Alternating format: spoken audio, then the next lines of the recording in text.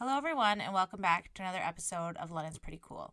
We're back with another fantastic episode. I say it every week, but this one is especially special. We are here with episode 52, Mik Stevens of Flourish and Grow. Mik Stevens is a multidisciplinary artist working under the name Flourish and Grow to share her art. Mik's art forms range from embroidery, hand-dyeing fabric, beading, and screen printing. In this episode, we talk all about how Mik became interested in art in the first place, what it's like to turn your art into a business, what she's inspired by to create her different pieces, the anxiety collection, why she started it, her favorite art form that she enjoys doing, what it's like seeing her art displayed in different ways, her music video breakout role, and much, much more. It was great catching up with Mik to see how much Flourish and Grow has, flourished and grown since we talked to her in a mini episode a few years ago. If you've been enjoying the podcast, please like, comment, and subscribe to our YouTube channel. It helps us out so much. Please subscribe, hit that little red button, all those fun things. Now, into the episode.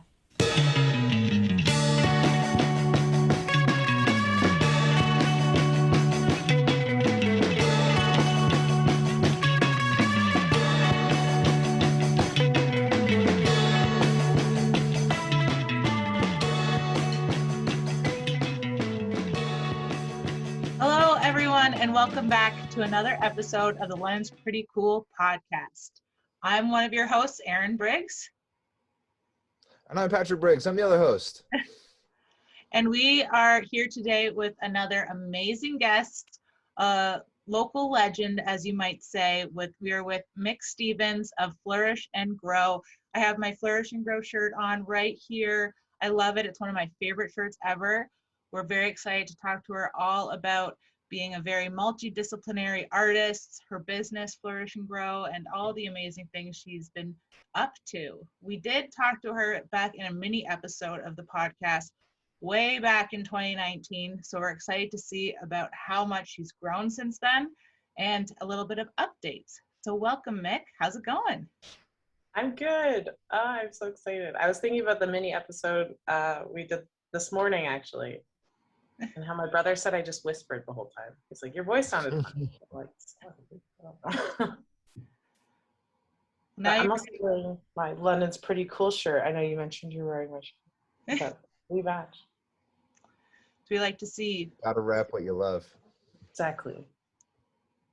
That hometown glory. So let's go right to the start, Mik. Let's go back to before even Flourish and Grow. Have you always been kind of a creative and an artist? Have you always been kind of working on art in your whole life? Yeah, actually. I kind of have done a lot of stuff. I never thought I was very good at drawing. And to me, that was always kind of like, you're an artist if you can draw. But I know like for like all my birthdays and all like Christmases and holidays and stuff, my mom would be like, what do you want? And I'm like, art stuff. And it was just a lot of like anything, really, like any of those like crafts. But I remember making like beaded bracelets and stuff even when I was like little, but all kinds of art stuff. Yeah, as far as I can remember, just being a little weirdo. At what point in your life did you decide to turn your art and just like this fun hobby per se into a career? I think it was sometime around the time I did a internship. So it was an internship for a screen printing youth group, also Indigenous run. I always forget because we're all just Indigenous all the time. And it was then kind of seeing a bunch of artists do their own business and then actually getting to make art with like for their job. I was like, oh, I can do this. And at the time I was working at Home Depot, and no hate against Home Depot. It's a great place. Love it. It's not for me.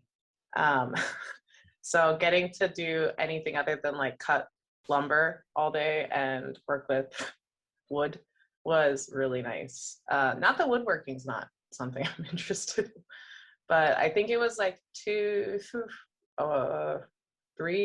almost 4 years ago now. Time flies. Was it a tough kind of choice to take that leap and go, you know what, I'm going to do this full time, and also kind of take a hobby and turn it into your job? Did it ever change how you feel about your art and making your art because it's now kind of your livelihood?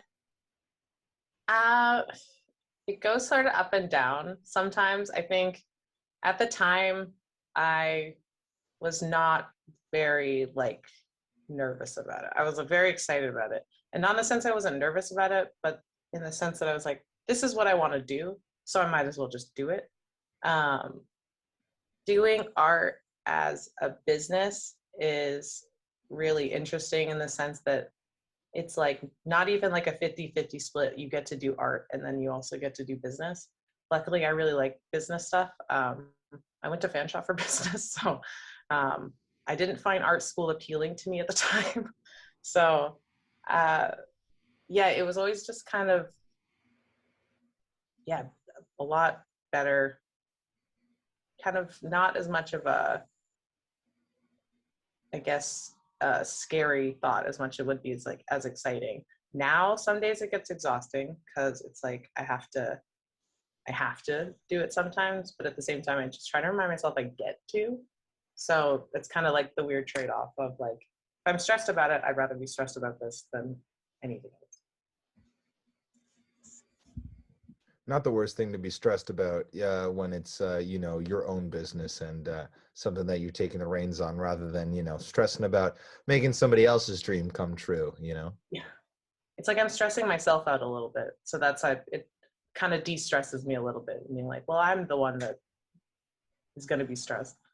I think with even for this, I've had a lot of like, I get nervous about everything. But in my head, this last like few weeks, especially, I've just been like, if I'm nervous about something, I'm just gonna be excited. Like, so the whole time I'm like, nah, I'm just excited for it. I'm not nervous. And I think that's also pushed me a long way. Just kind of being sick of being nervous all the time. So I think doing art as a job is really risky, but at the same time, it's doesn't have to be, and it's super rewarding. That's really inspirational. That's really cool of you to say. Thank you. For the listeners who don't know, though, what is Flourish and Grow? I mean, like, it's obviously something that you're able to do, just as a career and everything, but what is it? So Flourish and Grow is basically my business. No, I'm just kidding. Basically, it's kind of the company in which I encompass all my artistic endeavors, but for the most part, it's a lot of beadwork, like beaded jewelry. I'm a screen printer, so I have a background in a lot of printmaking. So I print make shirts. I love to dye them as well. And kind of like among everything that I do, I'm kind of obsessed with really bright colors and kind of bright colors and weird stuff at the same time, which I think mix perfectly. So in all, I am just a weirdo, no, artist who particularly loves to bead. Yeah, you've made some really, really interesting beads over the or I'm not sure how I would describe each piece, like each bead piece. But I remember you, I'm sorry, I have more questions, but I remember you making a Blink-182 one years ago, and I was always just like, wow, that's amazing. And you said you're keeping it for yourself, and I was always so angry about that. Behind me. I've been thinking about making another one too, because yeah, I guess, yeah, beadwork pieces. And then I kind of do them in individual stuff and then also in collections as well. But I haven't done a full cohesive collection for a while. But thank you. I really love doing the like logos and weird stuff. I also have a Barbie logo that's not very visible there, which is also one of my Very other cool. ones. That's one of my Barbie. personal faves. Love that Barbie one. That one I also had to keep. Well, other than the specific items and everything, you obviously do. It encompasses so many things. Is that why you called it Flourish and Grow? Because it's it's everything that you want to run around in and have fun in, and just hope that all of it grows, kind of thing, to be like a perfect harmony of business and happiness. I never thought of that. I really like that. I'm gonna write that down. Yeah, I guess kind of in a sense, yeah. Originally, it was because I had a awful business name to begin with. It was just Mixed Textiles and Design, and I had a friend who was like, "You need to change that." And I had another design I was working on, and it just said it was basically like the kind of logo-y thing I had, which is the just Flourish and Grow with a bunch of flowers. And at the time, it was really just like a rough, yucky, gross time mentally and like just all around me. And I just remember thinking, kind of like even to go back to the just wanting to do art rather than wanting to do anything else, it was just kind of like, yeah, I want to just flourish and grow. And this like constant need to grow and learn and like learn from my surroundings and stuff. So I found from each like thing I've learned, I've kind of like picked up something, but it's helped me learn something else. So for like the way I started doing sewing really helped me with learning embroidery. Embroidery helped me learn beadwork. And I'm not sure what beadwork's going to help me learn. But helped me learn a lot. Maybe karate. Who knows? You Yeah. know, you didn't realize, but Yeah. On the other end too, I just absolutely love flowers. Flowers I'm obsessed. So it gives me like a nice kind of visual of like nature and like the healing aspect as well that art kind of brings. very cool. Very cool. So we kind of were touching on it earlier a little bit about your beading, how you've led to what you're doing now. Tell us a little bit how you got started with this kind of art form and getting into beading and starting it. Because I remember when I first met you, you weren't really doing too much of the beading. It was more of the dyeing and the screen printing. And now just like your beading has taken off, it's so beautiful and your collections are amazing. So how did that get started? I was doing a lot of textile art and just a lot of like experimenting with sewing and patches and stuff like that.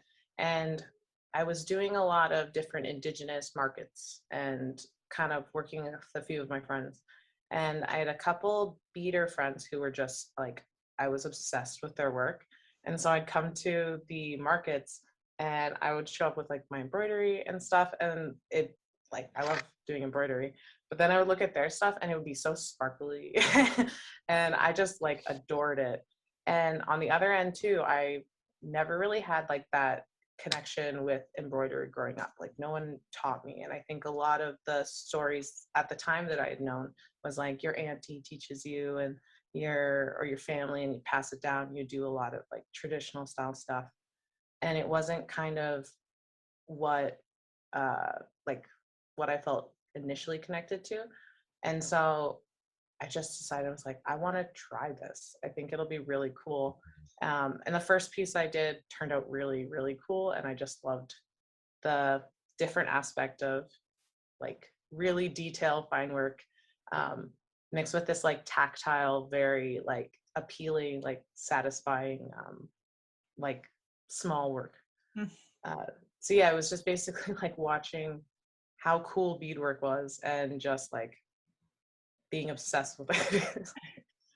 I also always laugh too because I could never afford it. I was like, it was like doing the markets and stuff, even though I'd be like, oh, I can't. So it's something that I can do now that I can keep sometimes, especially with like the patches and stuff.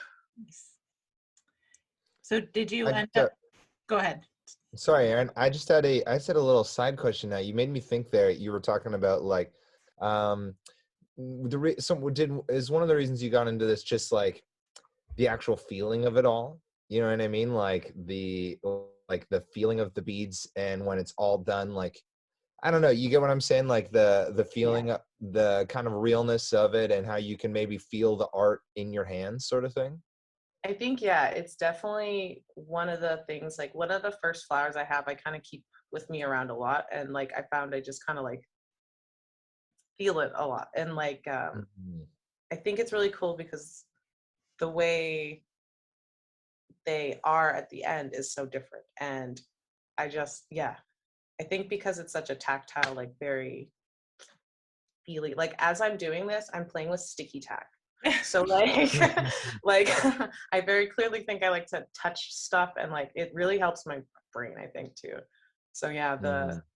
there's just something about it that getting to touch the artwork as well, because I feel a lot of times it's like, don't touch that, don't, like, you're not allowed Mhm. to interact with it. Whereas this, I get to like interact with it the whole time, and it's very like calming. My fingers are, because of a lot of the sewing I do though, my fingers are very like, yeah, if I stab them, there's like nothing happening. When you started beading, did you just kind of like teach yourself, or was this something that you were helped with? Because I feel like if you were just starting on your own, it could get really frustrating trying to figure out how to figure out beading. I like, for the most part, I started on my own. I do credit a YouTuber. I don't remember the person's name. They, it was just a really nice lady who would put a like a camera overhead, and she'd just like show you the basics and stuff. And I had a couple of friends I asked, just be like, the difference between embroidery and beadwork. I was like, so how do you make them all flat? She's like, I just go through them. And I think because I'm the type of person that will just like try and try again and like work it until I think it looks better or feels better. Um, it was just sort of something that I just kept doing until it worked. But That's the sign. I feel like that's the sign of a real artist, because I would get really frustrated after a while and be like, you know what? I'm done with this. I don't want to keep doing this. I don't know what's going on. it helps that I really like to do colors. So originally I did these like eyes, and I just kept being like, I want to do one in this color now. So it was like continuous practice and getting to see the way each one of them like look different and kind of like changed. And even now kind of comparing my work to the beginning stuff.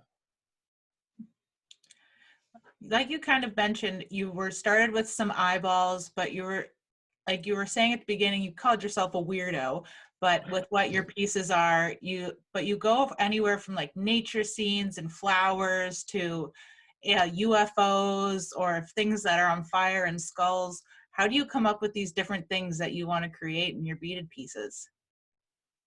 Um, I think I'm inspired a lot by, to me, they don't seem like different things, but I think they seem like different things. Um, but I've always just inspired by stuff that's really like, again, kind of like small, tactile, cute, but also very like conceptual as well. The UFOs were probably like one of the big different things I started to do that were like not as like doing, I guess I was doing skulls and stuff before. I did a lot of flowers for a long time. And again, like practicing over and over, doing the same thing. Um, but to me, it was just always like these weird concepts of like Earth, how important Earth is. And then also kind of in the last little while, like how important everything else also is too.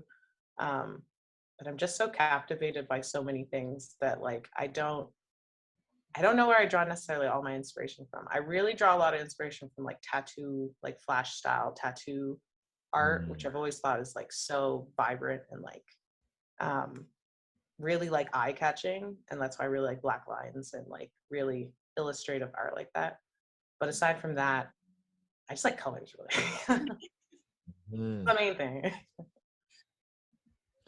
Yeah, that's it's funny that you mentioned colors, because like you've said this earlier, everything is so bright and colorful that you make. What attracts you to this kind of thing? What makes you want to create so many colorful things? Is it because it feels good when you're doing it? It brings joy just making the colors in. If you're making all, you know, doom and gloom type stuff all the time and dark colors, you think you'd be like, oh, I'm feeling low all the time. Is it really something like that maybe? I think because a lot of the time, like as you're saying that, a lot of the time, some of the stuff that my art is inspired by is a lot of the doom and gloom stuff. That mixing it with the like bright, kind of vibrant colors, to me, it always kind of like offsets it a little bit more. I do like really Mm. dark, weird, like really like, uh, really, I don't know how to describe it. Yeah, like weird art, but the art that I make, like specifically, um, I just like, yeah, making it really bright and eye-catching, I think. I was gonna say, you always take stuff when you're looking at, like, if you look through your Instagram per se, it's like there's a skull or like a house on fire, but you make it look happy. Like you're going through it and you're like, oh, that looks like a good time. That house on fire, I like that. I like that. When normally you'd see a house on fire, like, no, that's not a good thing. It's like always got to overturn the negative. It's like, well, you get a new house. It's like that's how I try to look at it a little bit. Yeah. It's like But always yeah, That's like the bright some side. conservative parent. Some conservative parent walking by is actually going like, "Ooh, that one looks nice. It's colorful. I like it." You know, not really like that's not. You have pieces in what's called the anxiety collection, though, as well. Can you tell us about like this collection, why you started it? it was something I started a while ago. It was like I had this idea to just do this like big chain that said anxiety on it, and just to kind of like talk about it. And I think at the time, and even still, I have a lot of anxiety.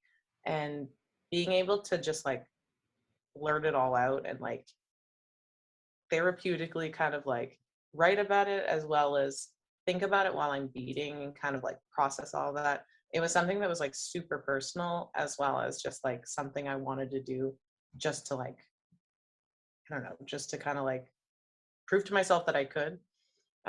Because it was something that I had planned for like a while. And it was something that I was like really like working hard for a long time, because I was like, I was like, I gotta do this thing. Like I have this big goal in mind, and this is how I want to do it, and this is how it's gonna pan out.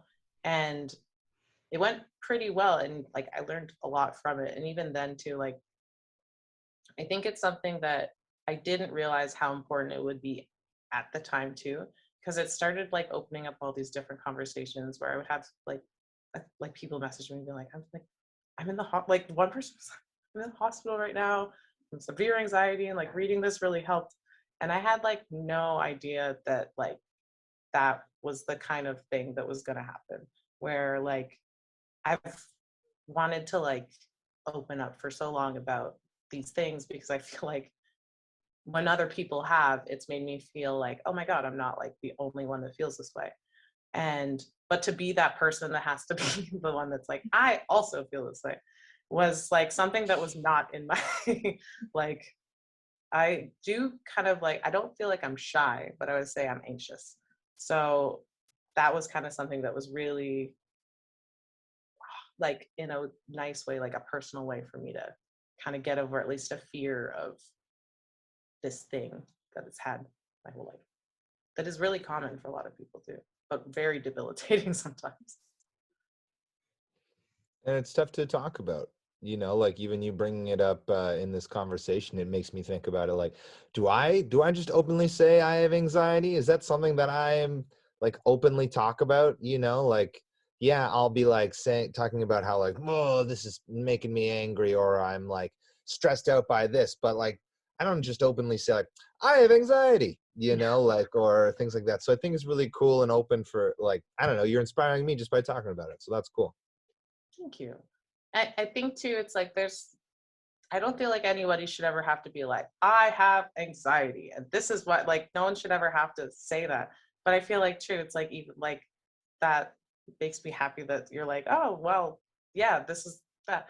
And yeah, to kind of just like start a conversation around it, something that is like becoming more of like a topic of conversation, but has been a bit more taboo, like mental health.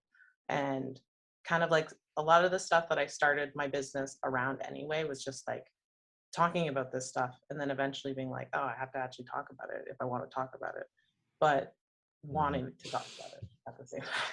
That kind of like not understanding it, but learning it as we go, if that makes sense. Probably learning from a lot of people too. Have you gotten a lot of response from people back with their own stories? Yeah, I really liked hearing people's stories. For a little bit, it was overwhelming because at the time I was like anxious about posting all the like anxiety stuff. Like that was anxiety riddling. Um, but yeah, it was definitely really nice to talk to people about it too, or just to kind of like hear other people's stories, even within like not people that just message me, but like even within like my friends and like people around that like I've talked to.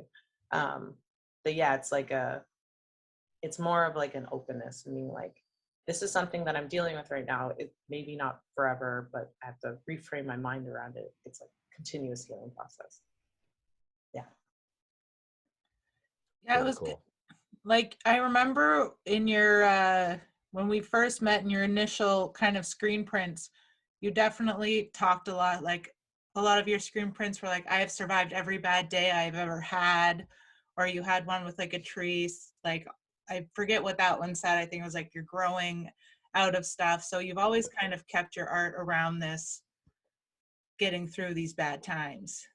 Yeah, and I was telling a friend yesterday too. It was like, I've always kind of seen myself as really like shy and like not wanting to like shy, awkward, kind of anxious, and not really wanting to, like, sometimes shutting down, not wanting to talk or anything.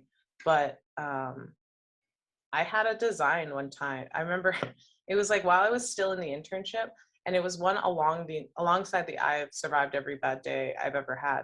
And it was a design that literally just said, I no longer want to kill myself.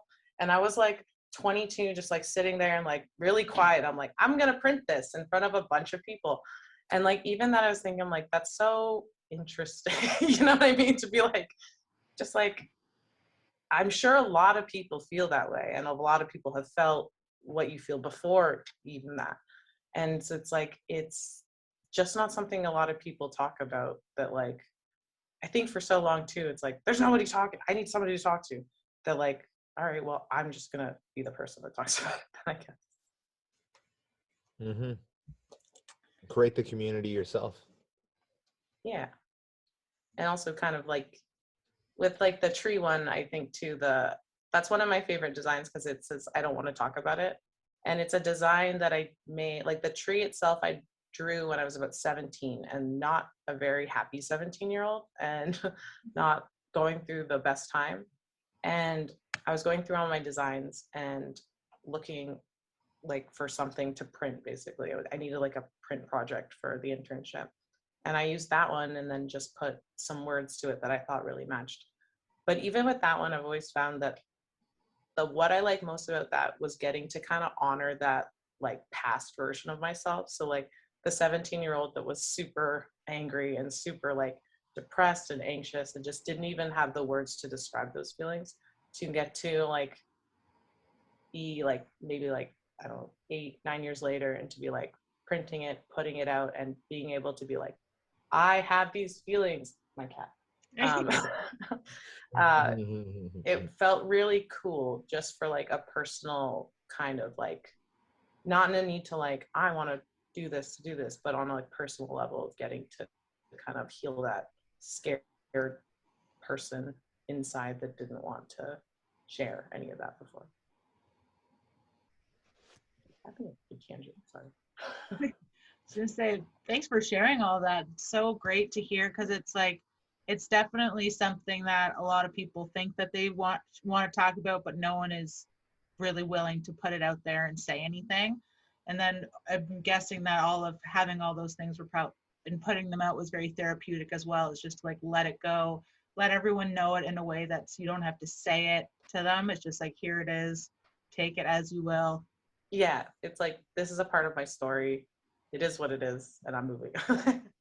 It's funny too, because like as I was saying that, I was like, I also work from like home for the most part, aside from when I'm down at the shop. So even now, it's like any chance to just kind of talk about it sometimes is like so nice. Like even now, I'm just like, yeah, like anxiety. It's like, it's not as taboo as it is to me, and like I kind of like that in a sense. But also sometimes it's like clear now that I'm like, ah, I've been a little older. Well, we're going to do a little 180 on this one a little bit, because we're going to go into, in the intro, I said you're a multidisciplinary artist. You create using so many different art forms. Like we had mentioned in the episode already, there's embroidery, beading, you hand dye fabrics, you do screen printing. Is there one of these art forms that you enjoy doing the most, that you personally really enjoy? And then is there one that you think helps your business the most? I think I enjoy doing the beading the most. I think And I think it is the thing that I'm probably like most known for at this point, which is kind of nice. It's a lot of pressure sometimes because other times I'm like, I want to do something else. What if nobody cares? But at the same time, it's like, well, I care. It's my art, so I'm gonna do it. Which is also really validating in a sense. But yeah, I think the beading is what I enjoy the most. And then kind of alongside that, I just like to design stuff as well. Like the design aspect of that is really cool. That's very cool. And since starting your kind of beading thing, I know as an artist, it's probably really hard to kind of price out what you think is worthy of what the time and effort you put into things. I know we talked about that a lot in Leap, what you put your time into it. Is it worth it? I'm sure Patrick knows with music, it's really hard to kind of figure out, is your time with your practice and going out with all your gear, is it worth those, like, just like the bucket going around at the end of the night? You, with all of this, one, I guess these are a couple questions, but I'm just talking a lot. But one, Relatable. how difficult is it to kind of make those choices? But also, you've decided to make your pieces kind of accessible for people and offered to work out payment plans or deposits. Why did you decide to do this, and kind of all of those fun things? To go to kind of like the I guess the pricing of it, I just kind of like I realized I couldn't survive if I wanted to do this for the amount of time it's taking me and the amount of effort and also the amount it's going into. And it's kind of like one of those things too, where like reframing I guess the art of beadwork in like communities and also in like your own mind of being like, this isn't just like a powwow craft. It's not just like something that you can like, that's not bad either. That's probably offensive. But like, you know what I mean? But like stuff that you can buy overseas, like $5-10 earrings and stuff like that. And like, I always think about Ardeen's and stuff. And for me, when I think about it, it's my art and it's my handmade, like handcrafted designs. And it's like, it takes me a lot of effort usually. And I think it's like this weird framing of like how art and fashion and jewelry and stuff needs to be like repositioned and like what designer brands and stuff mean. I don't know if any of that made sense, but to me, it always just meant I want to be able to sell my art for a fair price where I am able to get paid and people are able to buy it. Because I also, like I kind of mentioned before, I wasn't able to like pay for beadwork before. I could do trades, and I think that's like something that's really cool that you are able to do. But it doesn't also work out for everybody. Like at this point now, I can't afford to do a lot of trades, and it's like unfortunate. But yeah, it's kind of this like I see a lot of people now still even price their work low, and even now sometimes I like there's like a line between some days like a level of like I need to sell this now to sell my bills, and a level of like this is the price I want to sell it at, and to kind of have to like decide whether or not you're going to compromise on your like artistic integrity or whether or not you need to just get this out. It's like really tough sometimes, and a lot of times I'm like second guessing myself and being like, does it matter? Like if something's up on my website for like a month, is it awful or something? It's like, no, it's just a lot of the times the right person hasn't seen it, and it's still your art and it's still valuable for whatever you want to price it at. And like it's just about kind of, yeah, knowing your own value and like all the like fun stuff they always tell you. But yeah, I think about the stuff we learned in Leap all the time, and I'm terrible with finances. Like I'm so bad, and I'm learning. And so this year in particular, I was like, all right, I really got to get this down, because even then too, it's like how you want to be able to do art and make art. And I think a lot about like the like obvious example would be like Van Gogh, who died like penniless and suffering from all his like mental health And then now his estate and like all this stuff, like his name makes millions and billions of dollars, but he was never alive to see it.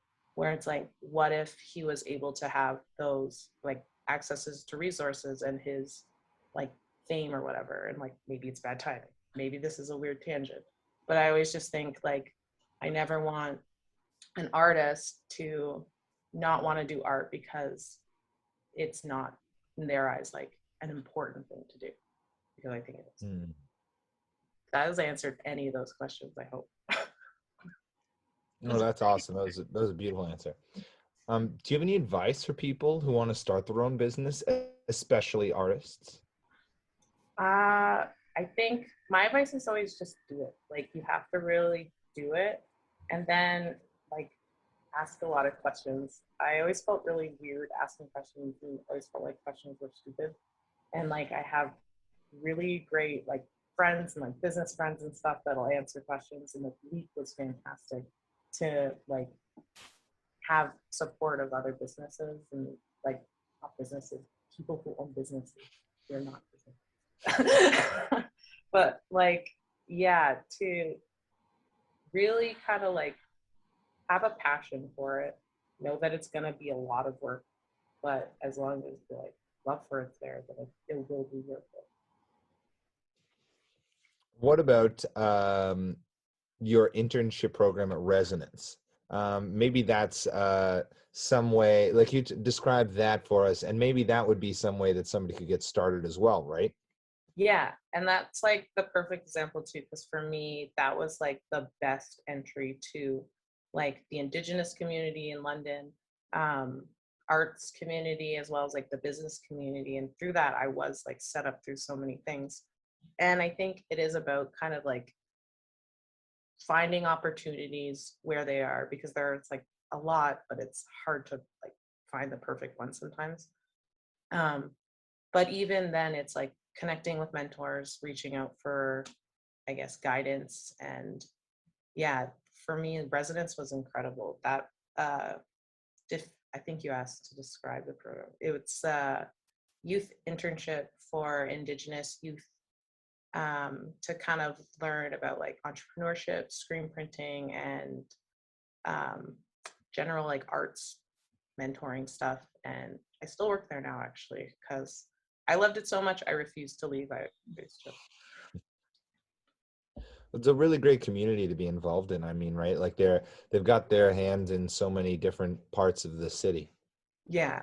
And it's so many different, like, again, multidisciplinary artists, like within there as well. Like the people, all of us at Resonance, and like even the other artists at our shop that we work at, there's so many different like mediums and so many different like skills that everybody has, but kind of coming together is the one thing I've realized is like the best kind of like concoction of creativity and like, I don't know, success, as you would say, just because like you're getting to feed off of other people's like creative energy, because like artists are so cool. They are. They're the best people to hang out with. They're pretty cool. It feels like a lot of collaboration instead of competition in that kind of shop at City Rest. You all kind of work together and help each other out, and then pump each other up as you are growing. Yeah, and I think that's like one of the things that I was most attracted to about the whole like program, and like that shop there is like it is just so supportive and like willing to help. And I think that's like the best thing when it comes to trying to do art and business, is like having people who are like down to help you and like support you. So that's like the best. Makes you feel good. Makes you feel like what you're doing is correct. Absolutely. It's definitely nice to have somebody to be like, is this stupid? And they're like, no. Or yeah. Robin will say. They'll say yeah. You need to know that sometimes, right? Yeah, it's like the brutal honesty. Yeah. You don't like it, but sometimes you need it. Exactly. So speaking of all these different kinds of arts that you've been working on, over the downtown holiday market, your artwork was blown up and put on one of the shipping containers for your shop. Was it fun to kind of create something that's different than what you've been working on recently in Flourish and Grow? And what was it like to see your art blown up in such a grand way? That was probably like the best moment of that whole, like, it was so cool. I think one of the other types of art that when you were asking too, like, what is your favorite like art thing? I do a lot of like what I call photo manipulations and stuff, and a lot of like using a lot of like natural, like my photography basically. It's just like pictures of trees and the sky, but turning them into like weird kind of like, I don't know, technicolor landscapes, I guess. But that was sick because I don't really like show a lot of it aside from like backgrounds or I have like a million pictures on my phone. Uh, but it was really cool to like physically see something that big. And I think so, I think they got stolen, which is like, I was like, nice. Like, Little bit of a pat on the back. yeah, I really wanted to keep them. Like, I wasn't sure. I was like, are we allowed to keep those at all? And then Adam, I think, told me they got stolen. I was like, oh, that's kind of cool though. Someone wanted it that bad. They're willing to commit a crime. I just hope they didn't get like trash. I hope they're like in someone's living room or something. Yeah, they've got to be preserved, you know, and they've got to be enjoying it every single day, staring at it. Exactly. I got a picture in front of it, so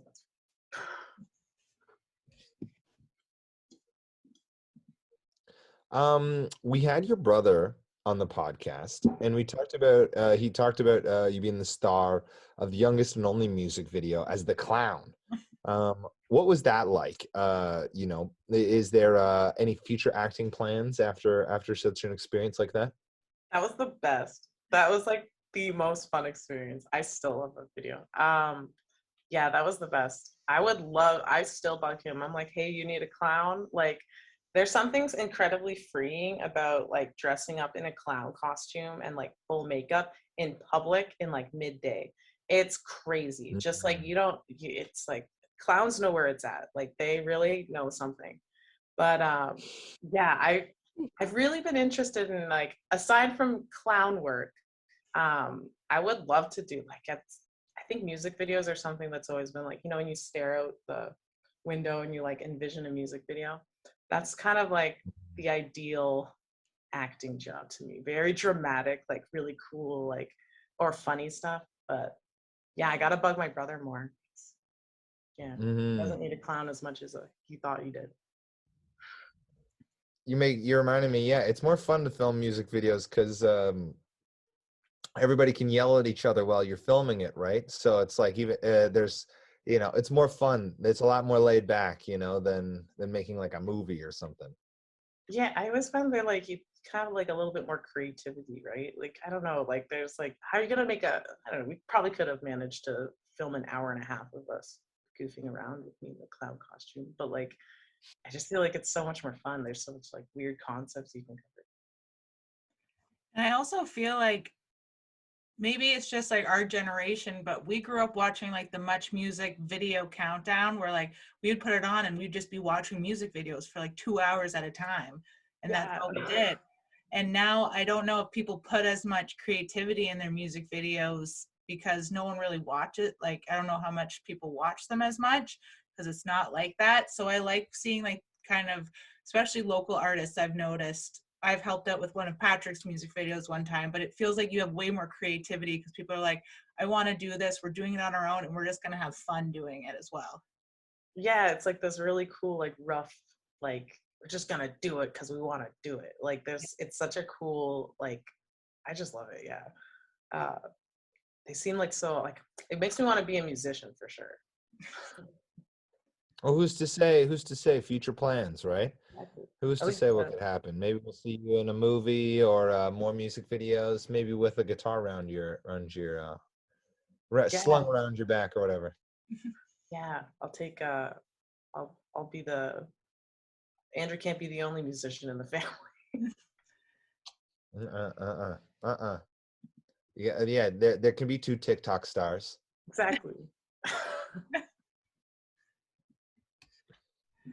So, Mick, thank you so much for coming on the pod. We're not done yet. We're just going to get into our more London-based questions. It was great to hear all about your art and Flourish and Grow. How can the listeners find you? If they want to buy some of your pieces, they want to check out your social media, how can they find you?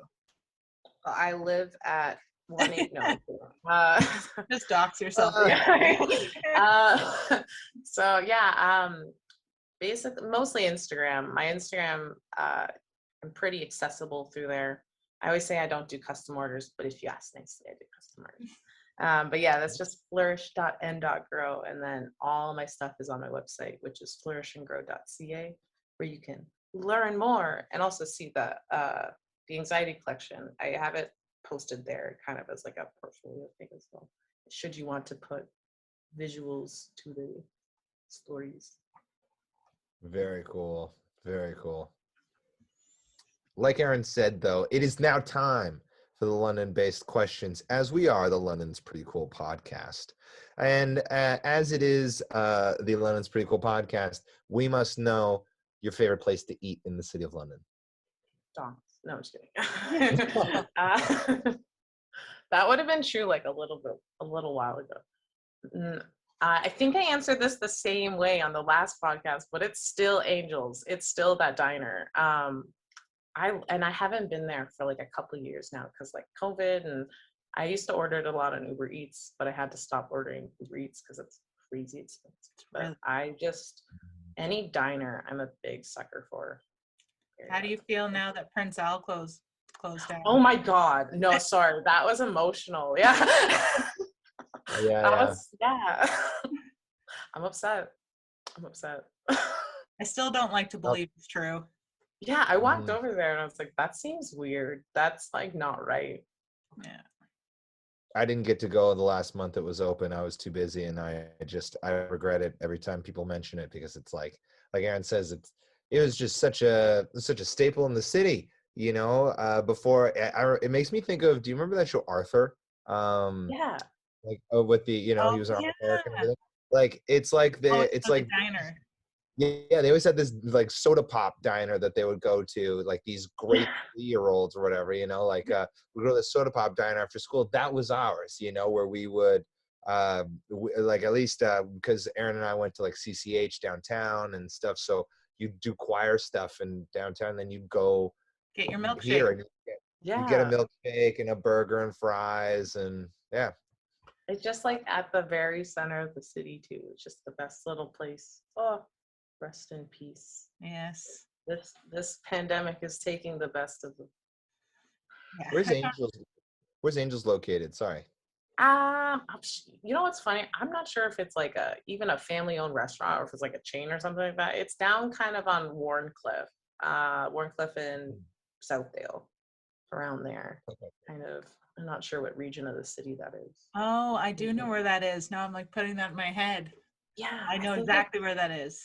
Yeah, it's really good. Gotta try that out. All Is right. that near you?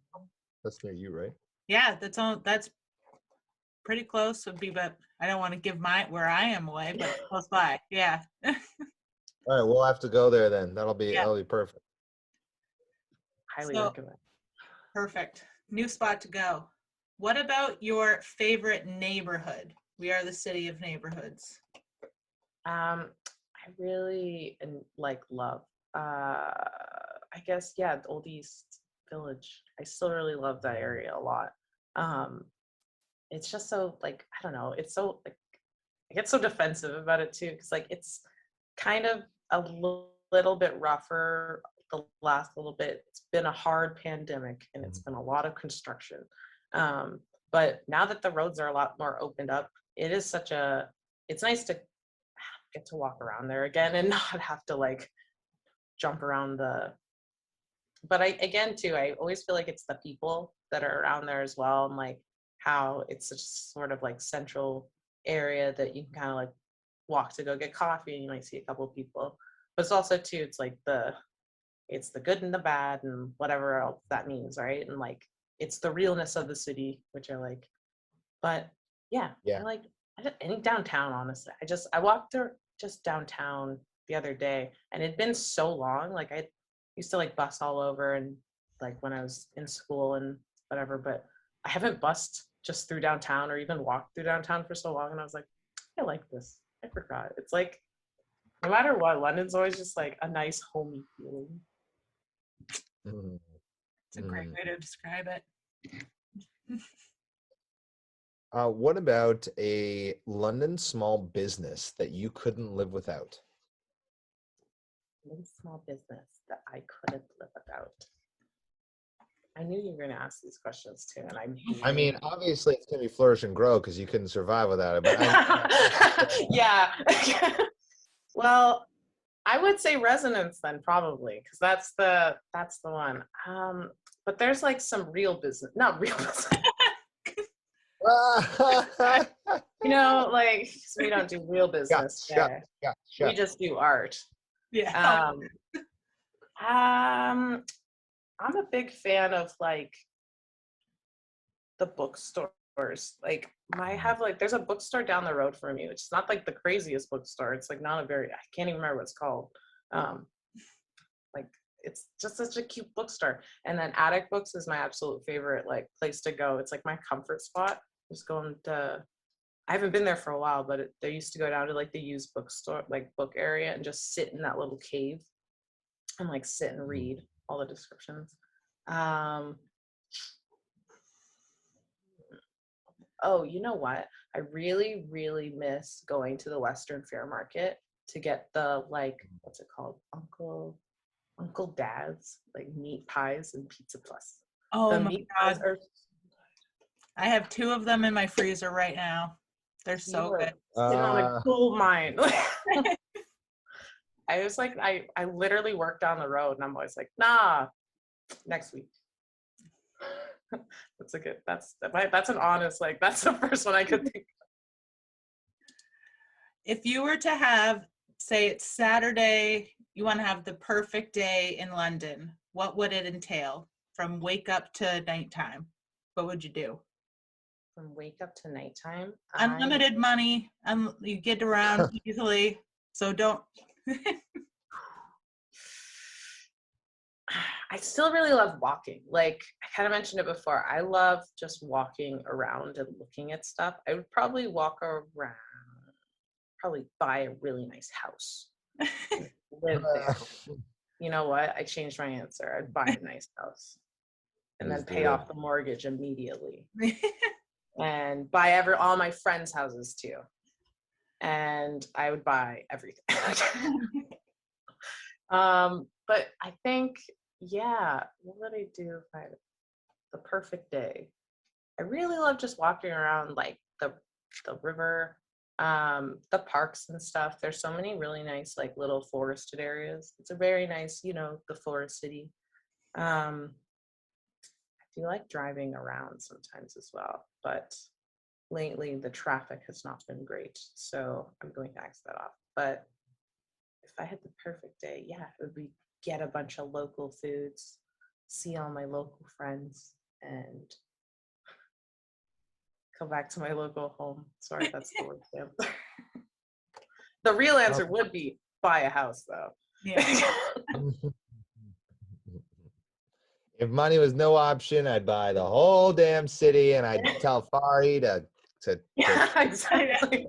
get out of here. I thought about that, and I was like, I'm not gonna say it, but I will. I would fix it. What about it kind of entails with maybe small business, but it could be anything. This could be a person, place, or thing. What is a hidden gem in the city? Hidden gem in the city. Person, place, or thing. Well, I buried a diamond a few years ago. So There's a hidden gem for you. Yeah, real deal. I think the real hidden gems are in my like artistic opinion. I just really love all the artists. I think there's so many specific ones. One of my favorite artists is honestly Andre Garçon, who did like Leap with Us. I'm absolutely obsessed with everything Andre does. And I think they work down at Good Sport now, which I think is such a cool like area. And they asked me a couple times to have studio space, but I can't afford it. So I'm like, but I would love to, you know. So I would say probably Andre. Great answer. They're a great person. We had them on the podcast. You can go check it out if you don't know who they are. Definitely check it out. Yeah, Andre's awesome. I agree. Now it is time for the last section of the podcast. It's time for the classic game that everybody's been waiting for. All listeners, you know what time it is. It's time for this. Or that. That. It feels, but we gotta I come need with a some soundboard specific just to like have some like. It's time. Yeah, we gotta get some of Pat. You gotta get some of your friends to create a little theme song for it. Like it's time for get a bass line. I'll do it. Me and my Really, no your first talent. I love thinking of that old bugging everyone honky with song, like, garage band. Nice. Y'all ready for this? And just like have that going. Yeah, we'll The do it. Space Jam theme song, something like that. Yeah, We it's can a make Space Jam. Everybody. Jam. Time to dance now. Classic. I still haven't seen the sequel. Don't need to. No, I haven't either. I watched the beginning of it and it was bad, so we turned it off. Oh, okay. Good I to will know. not. There's no I Bill won't go Murray. out of my way. It's just, no offense to LeBron, great basketball player. I guess I don't know a lot about basketball, but he is not a very good actor. And he seems like at the beginning, he seems really mean to his kid who doesn't seem interested in basketball. Just leave him alone. He's not. He was great in Trainwreck. Yeah, Have you watched Trainwreck with Amy Schumer? He's hilarious in that movie. because he's just sprinkled in. He's not the main character. I was gonna be an There you ass go. and be like, "Who's LeBron James?" Then I was like, "No, I obviously know." LeBron James. LeBron James. LeBron James. All right, well, now it's time for the big game, all right? Let's not get distracted here. Come on, people. Sorry. It's time for this or that. All right, so this is a high-speed lightning round. We're going to give you options, one or two, and you have to pick between both of them as fast as you can, and we're just going to keep moving through. Does that make sense? Absolutely. All right. Love it. Aaron, start us off. So what might be obvious because we already talked about it, but Western Fair Market or Covent Garden Market? Western Fair Market. Sunfest or Home County? Home County. Masonville Mall or White Oaks Mall? White Oaks. I frequent there more. Springbank Park or Gibbons Park?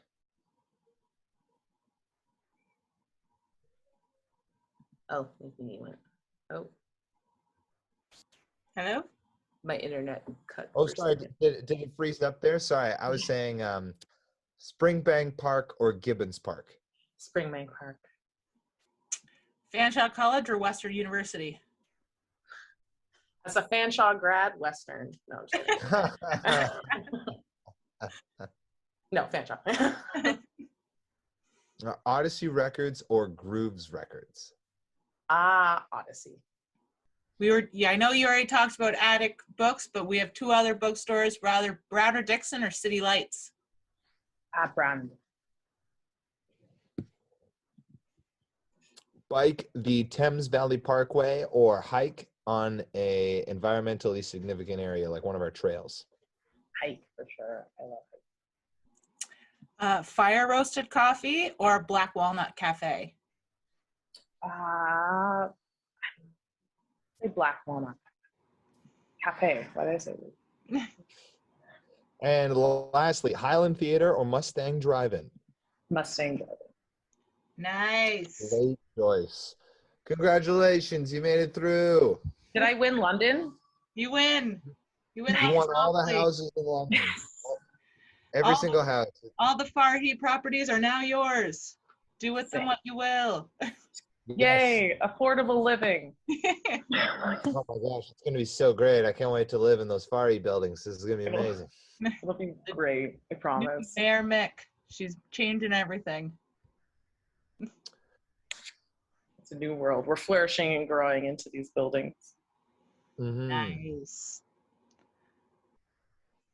Well, Michaela, thank you so much for taking the time with us today. Again, we really appreciate it. This has been a episode that we are very excited for people to listen to. So thank you so much for taking the time and expressing your passion and love for what you do. And hopefully everyone will flourish and grow right with you. Do you mind just giving a little, we always ask our guests at the very end to just kind of be like, you know, it'd be like, I'm Michaela Stevens from Flourish and Grow, and you're listening to the Lens Pretty Cool podcast. Would that be okay? Yes, absolutely. I'm Michaela Stevens of Flourish and Grow, and you are listening to the London's Pretty Cool podcast.